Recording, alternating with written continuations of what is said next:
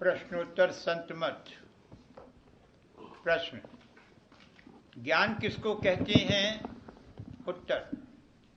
सत्यलोक, अलख लोक और अगम लोक के परे पहुंचकर कुल मालिक राधा स्वामी जाल के दर्शन करना और महा आनंद को प्राप्त होकर ऐन शब्द और ऐन स्वरूप, ऐन प्रेम स्वरूप हो जाना, इसको ज्ञान कहते हैं।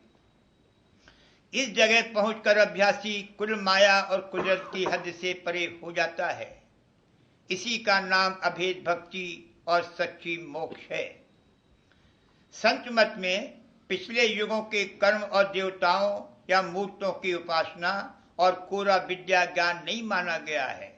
क्योंकि इससे कुछ हासिल नहीं हो सकता है। वृथा वक्त खोना और बेफायदे तन मन धन का खर्च करना है, और हर एक आदमी की ताकत भी नहीं है कि पिछले युगों के कर्म और उपासना के कायदों के माफिक इस समय में बर्ताव कर सके। इस सबब से वह कर्म किसी से विधि पूर्वक नहीं बनते, पर अहंकार पैदा हो जाता है। इस समय के जीवों की हालत कमजोर देखकर संतों ने और खासकर राधा स्वामी दयाल ने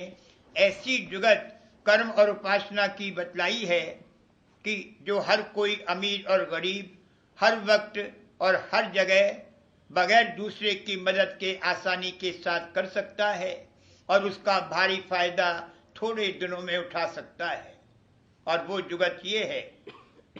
पहली, सद्गुरु भक्ति सेवा तन मन धन से जिस कदर बन सके और उनका सत्संग बाहरी चित्त देकर और सुमिरन नाम का अंतरी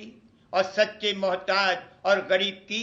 बगैर लिहाज नामवरी या पर्व के दिन के या मुकर्रर किए हुए त्योहार वगैरह के अपनी ताकत के माफिक मदद करना, और संतों की वाणी जिसमें सिवाय मालिक की तारीफ और प्रेम और भक्ति और जिक्र अभ्यास अंतरी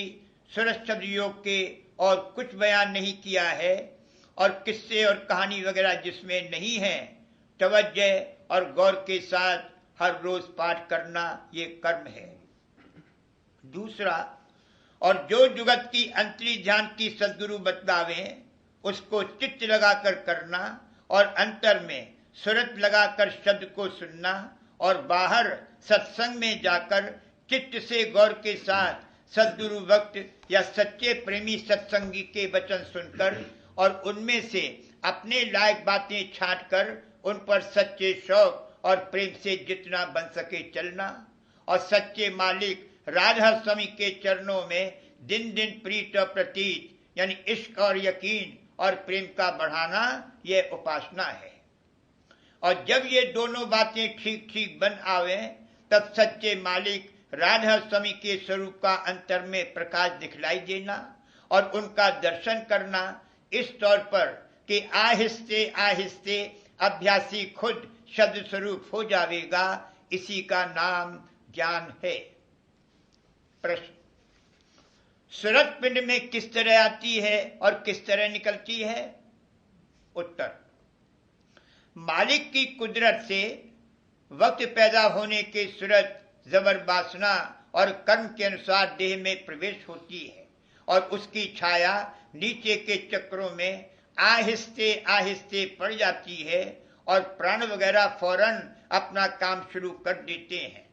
और जब शरीर छूटने लगता है यानी मौत का समय पास होता है, तो सूरत का भास और तवज्जो निहायत बेकली और बेहोशी के साथ गुदा चक्र से खींचने शुरू होते हैं और आहिस्ते आहिस्ते आंखों तक पहुंचते हैं, और वहां से सूरत तीसरे तिल में होकर निकल जाती है और न्यायकारी मालिक के सामने जाकर फिर कर्म वासना और समय अनुसार दूसरा जन्म लेती है।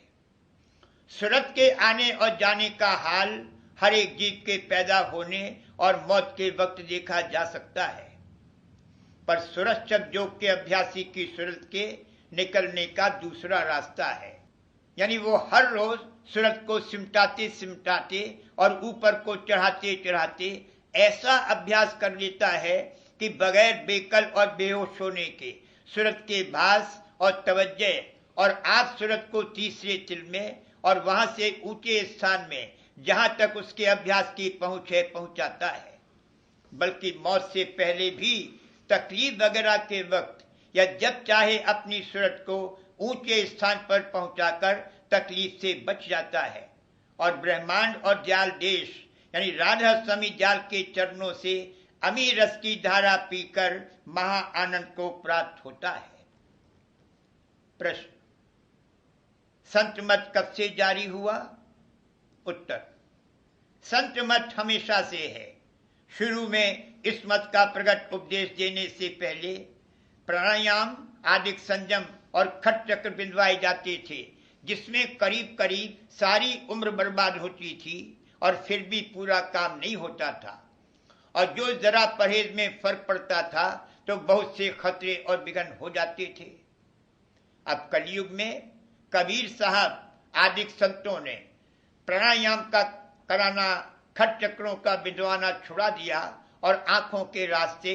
सहज जल कमल से अभ्यास कराना शुरू किया, और इस रास्ते का जिक्र अपनी वाणी में कहीं इशारे में और कहीं गुप्त करके बयान किया। और अब इस जमाने में राधा स्वामी जाल ने जीवों पर अति दया करके इस रास्ते के भेद को बहुत प्रकट करके बयान किया है। प्रश्न, ज्यादा मशहूर आचार्य संत और साध कौन कौन हुए हैं? उत्तर, कबीर साहब, गुरु नानक साहब, पलटू साहब, जगजीवन साहब, दादू साहब, तुलसी साहब, और अब इस जमाने में राधा स्वामी जाल परम संत अवतार हुए हैं। प्रश्न, संतों को सत्य पुरुष का अवतार किस तरह कहते हैं? यानी मालिक किस तरह पर अपनी कुल ताकत और कुल अक्ल और कुल इल्म इस देह में जाहिर कर सकता है? उत्तर, मालिक अकल कुल, विद्या यानी इल्म कुल और कुल नेकियों और उम्दा सिफ्तों का भंडार और खजाना है, और यह सिफ्तें जीव में भी उसकी निस्बत बहुत ही कम मौजूद हैं, और इसी सबब से संत मत में कहा है कि मालिक मिस्र सिंध और जीव मिस्र बूंद के हैं। सब जीव मिस्र उस बूंद या लहर के हैं जो समुद्र से निकलकर कीचड़ और मिट्टी में मिल गई है या उनसे घिर गई है, पर संतों की सूरत मिस्र उस लहर के है जो समुद्र से ज्वार भाटे के वक्त दरिया में गुजरकर कोसों दूर जाती रहती है और फिर समुद्र में आती रहती है। इसलिए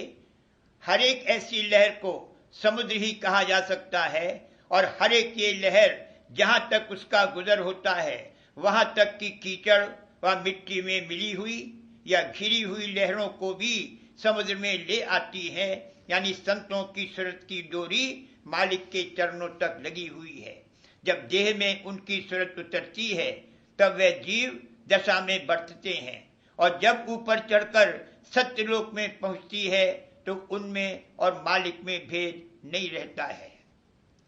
प्रश्न, पिछले संतों की सिद्धि शक्ति के हाल जो उनके मत की किताबों में लिखे हैं वो सही है या गलत? उत्तर, जो हाल उनकी सिद्धि शक्ति के लिखे हैं वो असल में उनकी अंदर की चढ़ाई का हाल है। अभ्यास के समय जो स्थान उनको दिखलाई दिए या जो बातें पेश आईं या जिन जिन रूहों से मिलना हुआ उनकी कैफियत और हाल बयान किया है वो सब सही है, पर जो लोग इन बातों का होना बाहर समझते हैं गलत है। प्रश्न, हकीकत में संत बाहर सिद्धि शक्ति दिखा सकते हैं या नहीं? उत्तर, अगरचे संत हर तरह से शक्तिमान और समर्थ हैं, फिर भी वो हमेशा या जहां तक हो सकता है गुप्त रहना और मालिक की मौज में चलना मुनासिब समझते हैं, और जब कोई खास मसलहत या जरूरत होती है तब वह कोई गैर मामूली काम या अपनी ताकत का प्रकाश बाहर करते हैं। फिर भी जैसे अग्नि के पास जाने से जरूर गर्मी मालूम होती है, गंधी की दुकान के पास जाने से जरूर सुगंध आती है, इसी तरह संतों के सन्मुख होने से उनके भजन और उनके अंतर में निहायत ऊंचे स्थान की बैठक के प्रताप से हर एक परमात्मा का खोजी माफिक अपने अधिकार के कुछ न कुछ आनंद और शांति को प्राप्त होता है। और जो सच्चे परमार्थी हैं उन पर खास दया वास्ते तरक्की अंतर के आनंद और सूरत और मन की चढ़ाई के हमेशा होती रहती है। जो इस तरह की बातों को सिद्धि शक्ति कहा जावे तो संतों के यहाँ ऐसी बातें रात दिन होती रहती हैं। यही सच्ची सिद्धि शक्ति है। और उनके सच्चे सत्संगी सच्चे मालिक की दया और कुदरत की कार्रवाई को अपने कारोबार में हमेशा अंतर और बाहर देखते हैं। इसमें सब सिद्धि शक्ति आ गई।